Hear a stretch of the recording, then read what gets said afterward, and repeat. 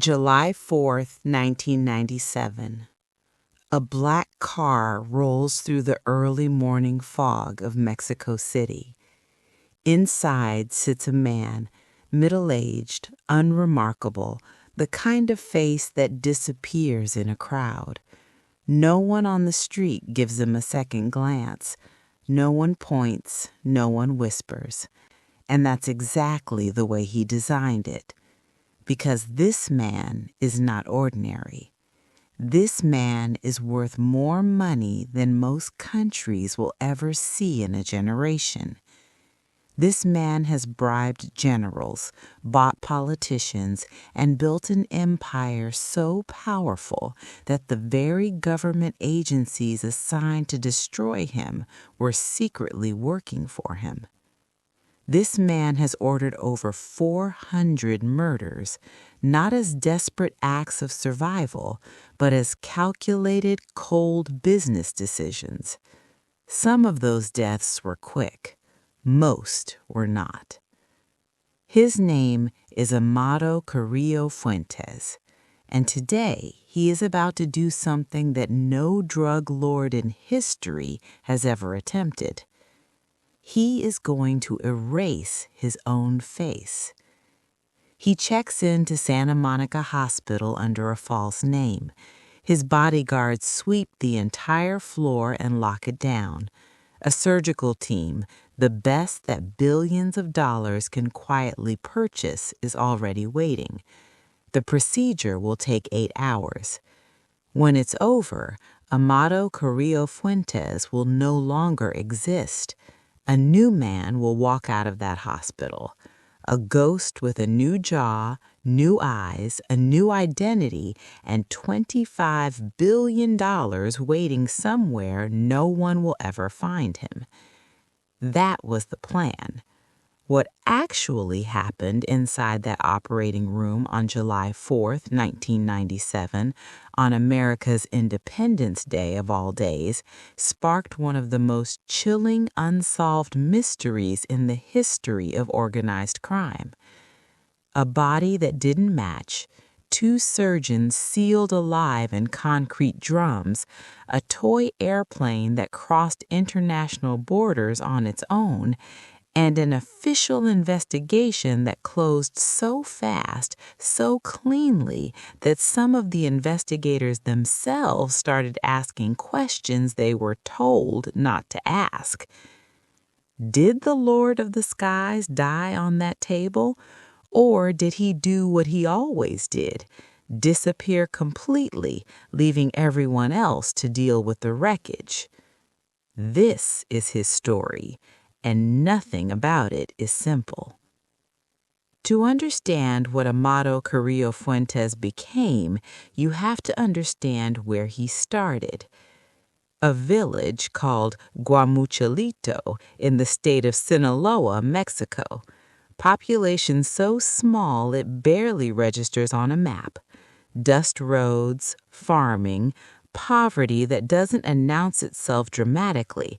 It just settles in, quietly, like a weight that never fully lifts. Amado grew up as one of 11 children in a house that had very little and stretched it as far as it would go. There was no dramatic turning point, no single moment of childhood trauma that explains everything. What there was a boy with eyes wide open, watching his family work the land day after day, watching the government ignore towns like his, watching the only people with real money in that region be the ones operating in the shadows.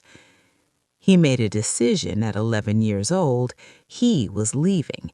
He had a 6th grade education and exactly nothing else, and he walked off that farm toward a future that would eventually make him the most powerful and wealthy criminal the Western Hemisphere has ever produced. His entry point into organized crime came through family. His uncle had deep ties to the Guadalajara cartel, one of the most dominant criminal organizations in Mexico at the time. For most young men, that kind of connection might mean running small errands, carrying messages, staying low and grateful for scraps. Amado was not most young men. He didn't just join the organization, he studied it. Every system, every route, every relationship, every weakness. He learned how bribery worked at each level of government, who needed money, how much, how often, and how to deliver it in a way that created loyalty rather than just compliance. He learned how cocaine moved from Colombia through Mexico and into the United States, the bottlenecks, the risks, the inefficiencies. He learned how violence functioned as a management tool, when to use it, how much of it, and critically, how to make sure the right people heard about it afterward. In the late 1980s, Amado Carrillo Fuentes was no longer a student. He was the one teaching, and he had spotted something that nobody else in the cartel world had figured out yet. Every major drug trafficker of that era was thinking horizontally. Trucks across the border, boats through the Gulf, tunnels under the fence. Move the product low and slow and hope the right people look away at the right moment. Amado looked up. The sky was wide open. Radar had gaps if you knew where they were.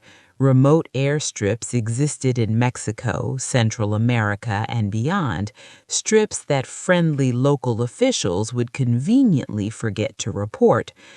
And most importantly, the sky had scale. A single boat might carry a few hundred kilograms. A single Boeing 727 could carry several tons. In the early 1990s, Amado Carrillo Fuentes did something that genuinely had no precedent in the history of drug trafficking. He built a private air force.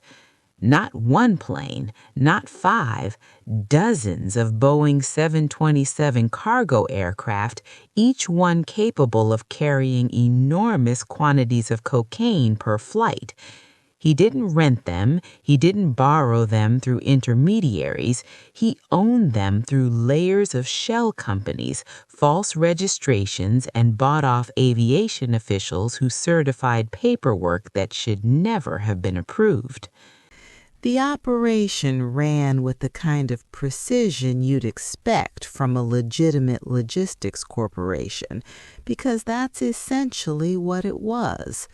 Pilots rotated on carefully managed schedules so that no single person ever knew the full picture.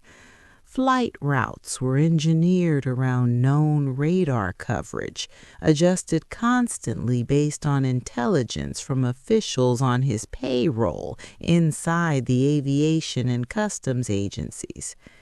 Ground crews at remote landing sites worked in tightly controlled cells, loading and unloading with assembly line efficiency before the planes were back in the air.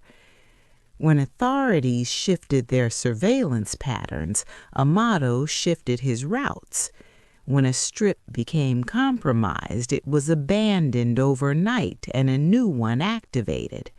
The whole system was built to absorb pressure and keep moving, like water finding a path around any obstacle you put in front of it. While every other cartel was fighting over trucks and tunnels, Amado was moving product in volumes they couldn't even conceptualize. The money that followed was obscene. We're not talking about drug dealer wealth. We're talking about nation-state wealth. By the mid-1990s, his organization controlled an estimated 60% of all cocaine entering the United States. His personal fortune was estimated at $25 billion. Not 25 million, not 250 million, 25 billion. For context, that figure exceeded the GDP of multiple sovereign nations. It was more than many governments spend on education, infrastructure, and health care combined. It was enough money to buy silence at every level of Mexican society, and Amado did exactly that. He earned his name completely, El Señor de los Cielos, the Lord of the Skies, and for nearly a decade the sky was entirely his. But here is the part of Amado Carrillo Fuentes' story that gets lost when people focus on the planes and the billions. The money was real, the power was real, and the brutality that held it all together was real in ways that are genuinely difficult to sit with. Over the course of his reign, Amado is believed to have ordered more than 400 murders. Say that number slowly. 400 human beings killed on his direct instruction. And understand that in his world, a quick death was almost a mercy, something reserved for people he had some respect for enemies, for betrayers, for people who needed to serve as a warning. The deaths were designed to be remembered. The methods his organization used were not just violent, they were theatrical in their cruelty. Bodies left hanging from highway overpasses, remains discovered in public places, arranged in ways that left no question about who was responsible or what the message was. People dissolved in chemical barrels, others tortured for hours before death, not for information, but for the lesson it would teach everyone watching. This wasn't sadism for its own sake, it was strategy. In a world where your entire organization runs on loyalty enforced by fear, the brutality has to be visible enough that the story travels. A quiet death teaches no one anything. A death that becomes a story that gets whispered from city to city across 2 countries, that keeps an entire workforce in line without Amado ever having to say a word directly. He understood this, he calculated it, and he believed with complete sincerity that he was still fundamentally a good man. In his hometown, he built schools, he funded churches, he gave money directly to families who had nothing. When a priest challenged him, sat across from him, and asked how he reconciled all of it, Amado's answer was quiet and almost reasonable in its own twisted logic. He said he couldn't stop, that thousands of families depended on his organization for their survival, that the government had abandoned these communities and he had not. He genuinely saw himself as a provider, a man feeding the people his country had forgotten. And perhaps the most disturbing part of that is not that it was a lie, it's that it was partially true. And he used that truth to stop himself from ever looking too closely at the rest of it. What made Amado Carrillo Fuentes unlike almost every other major cartel figure of his era was something that sounds almost too simple to be a real strategy. He refused to be seen. Pablo Escobar was famous. His face was on wanted posters, in newspapers, on television. That visibility made him a target that law enforcement could rally around, that politicians could point to, that informants could identify. His fame was ultimately part of what killed him. Amado watched all of that and drew the opposite conclusion. Anonymity was the most powerful armor money could buy. There were almost no verified photographs of him from the height of his power. Police files circulated without a usable image. Witnesses who claimed encounters gave descriptions that contradicted each other so completely that investigators couldn't build a consistent picture. He moved through public spaces, restaurants, airports, government offices as a face that registered as nobody worth remembering. At one point, a contract was placed on his life. Professional assassins were hired specifically to find and kill him. They killed the wrong man because nobody could confirm what Amado Carrillo Fuentes actually looked like. Read that again. Hitmen hired to murder one of the most powerful criminals on earth shot the wrong person because they had no reliable image of their target. That level of invisibility doesn't happen by accident. It is purchased, maintained, and constantly reinforced. Amado reportedly spent millions of dollars every single week on bribes, not just to protect specific operations, but to maintain a blanket of silence and misdirection around his entire existence. Police commanders, customs officials, military officers, federal judges, senior politicians. He didn't just buy favors, he built relationships, created dependencies, made himself essential to people who were supposed to be his hunters.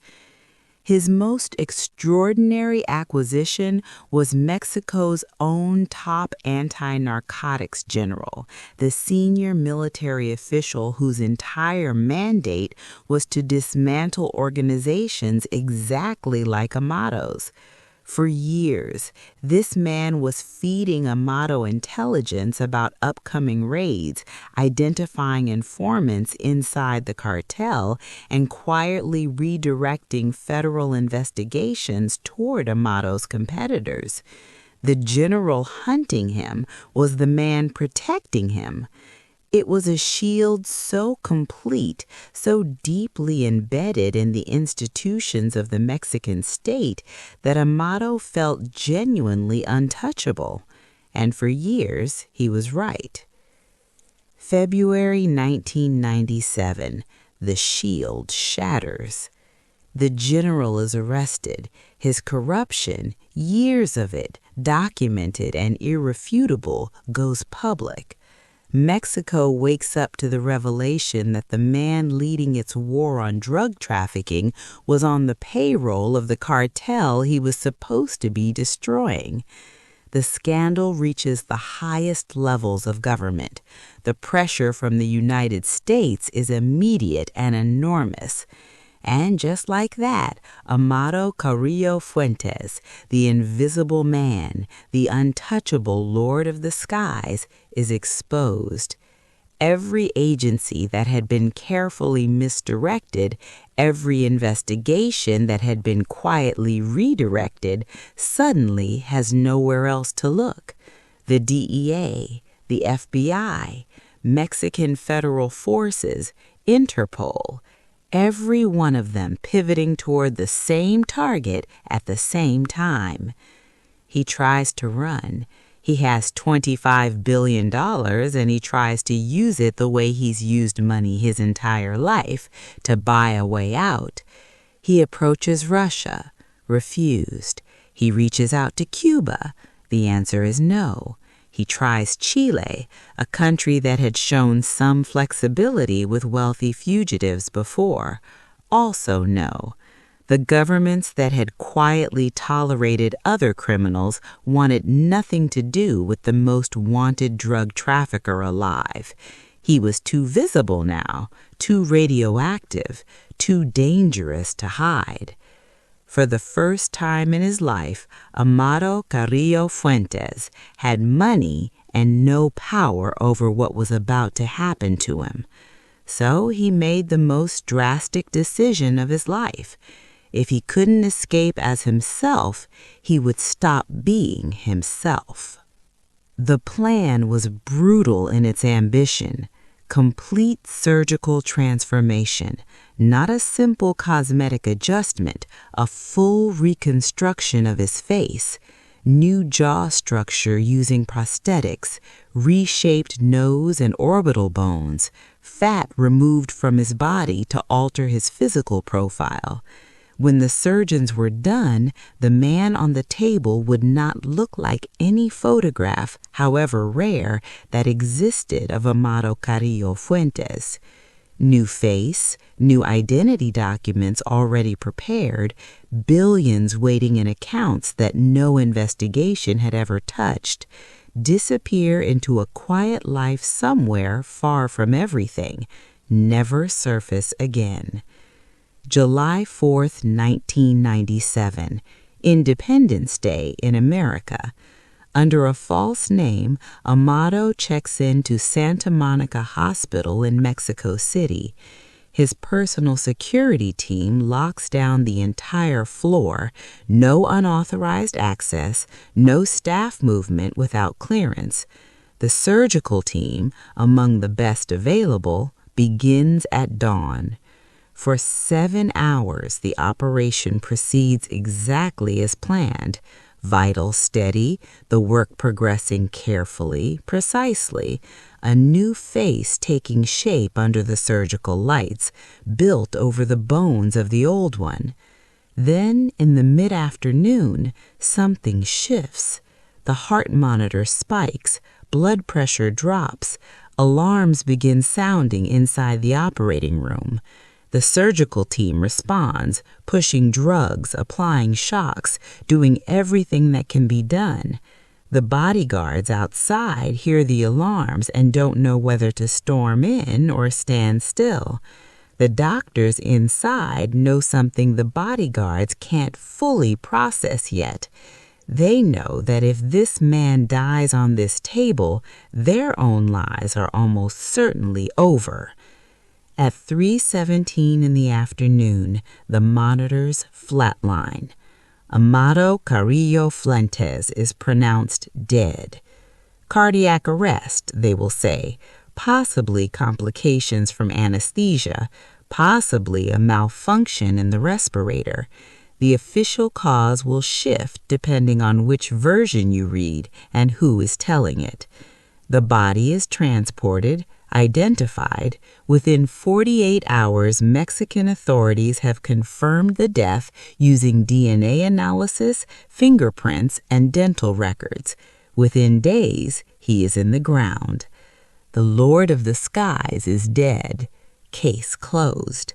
Except nothing about it is closed. The people who actually knew Amado Carrillo Fuentes, the men who had worked beside him, traveled with him, sat across from him in rooms for years, started looking at the morgue photographs, and they got very quiet. The hair was wrong. Amado had a natural white streak running through his dark hair, not a dye job, a genuine biological white streak that had been there since his 20s. Every person who knew him could describe it without being prompted. It was one of the most consistently noted features in every description from people who had actually been in his presence. The corpse in the photographs had no white streak. Completely dark hair, no trace of it anywhere. Then the scars. Amado carried specific marks on his body from his youth, a scar on his left shoulder from a farming accident, another on his forearm from an early violent encounter. These weren't obscure details. People who had seen him without a shirt, associates who had been around him for years, all knew about them. The corpse had smooth skin, no scars where the scars should have been. The skin tone was wrong, noticeably darker than every consistent description of Amado's relatively light complexion for someone of his background, and a distinctive mole on his lower back, mentioned by family members and close associates who had known him for decades, gone, simply not present on the corpse. One discrepancy and you reach for an explanation.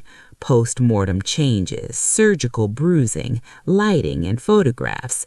2, 3, 4 discrepancies, at that point, you are not looking at the same person. His cousin Sergio went public.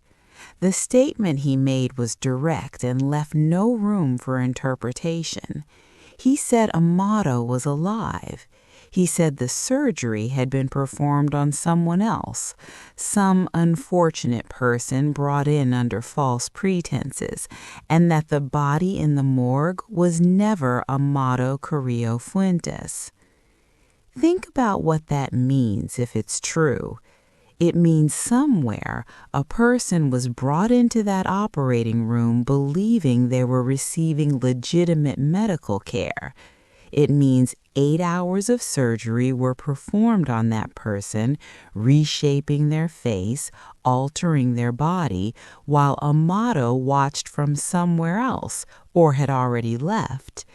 It means the death at 3:17 p.m. was real, but it was someone else's death, a human being used as a decoy, a life exchanged for a disappearance.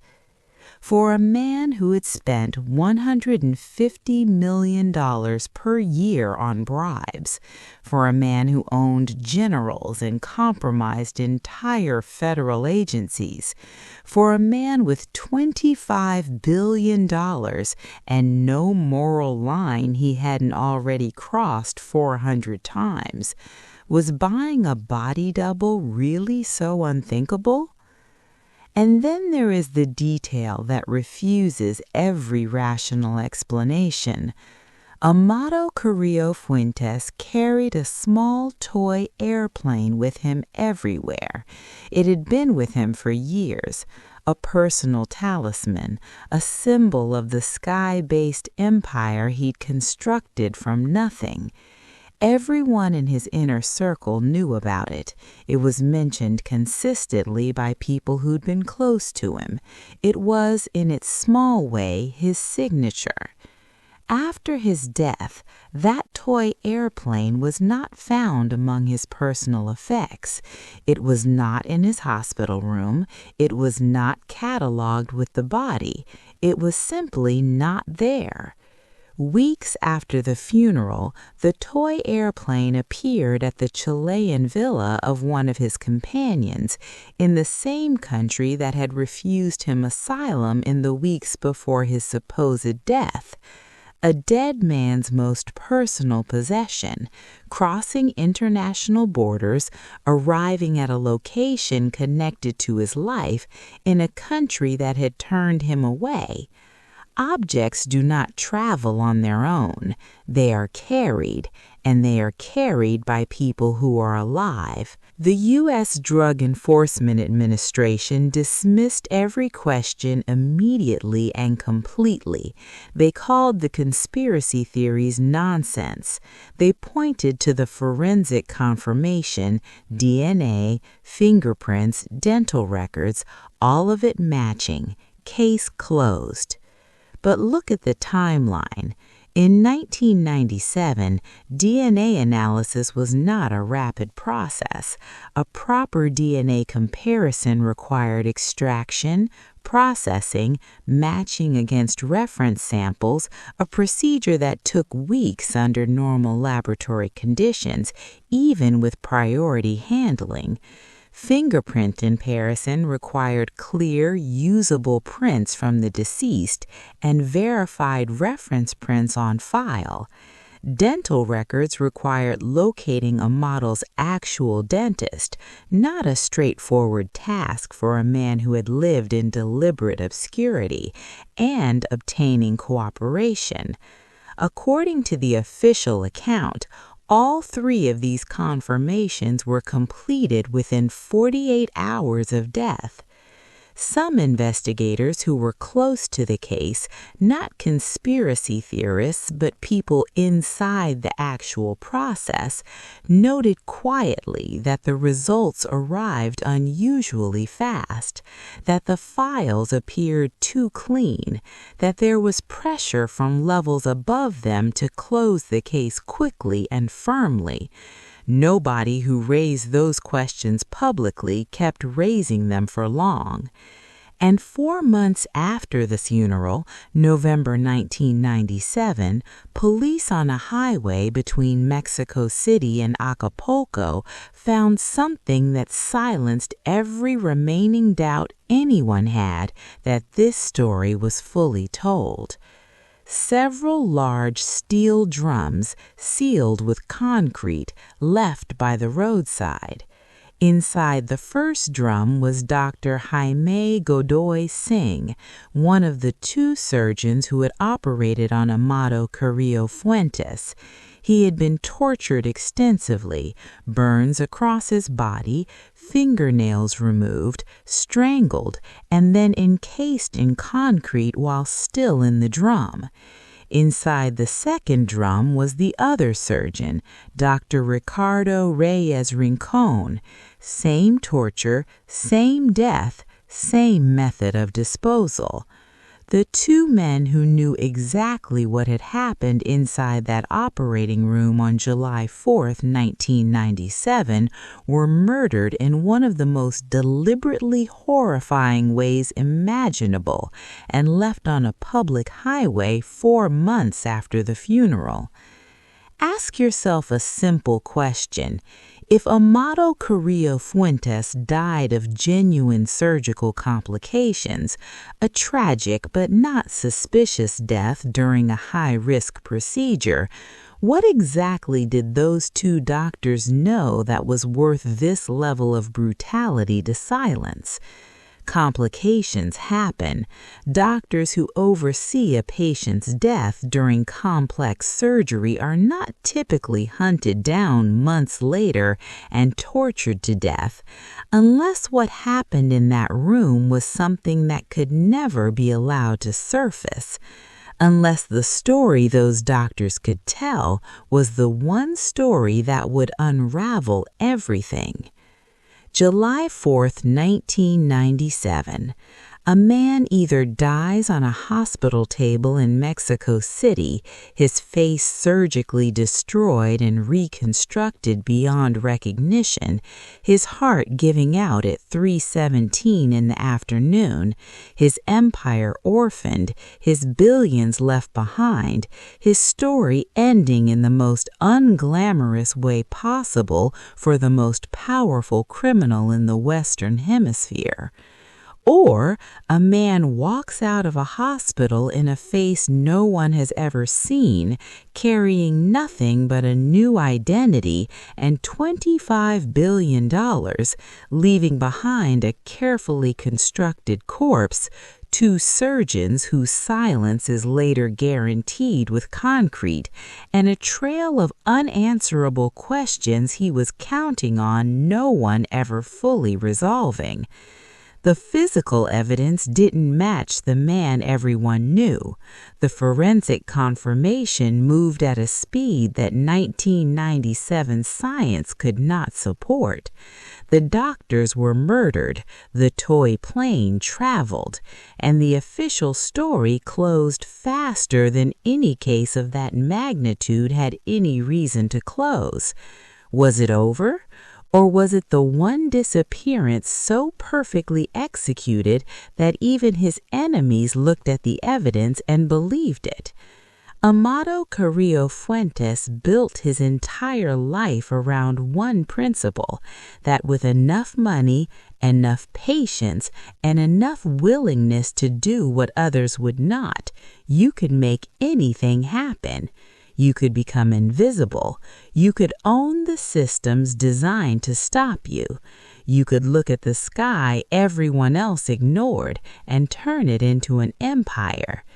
Is it really so hard to believe that a man who pulled all of that off might also have figured out how to die?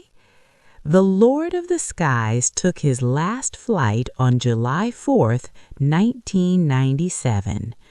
Where he landed, no one has ever proven.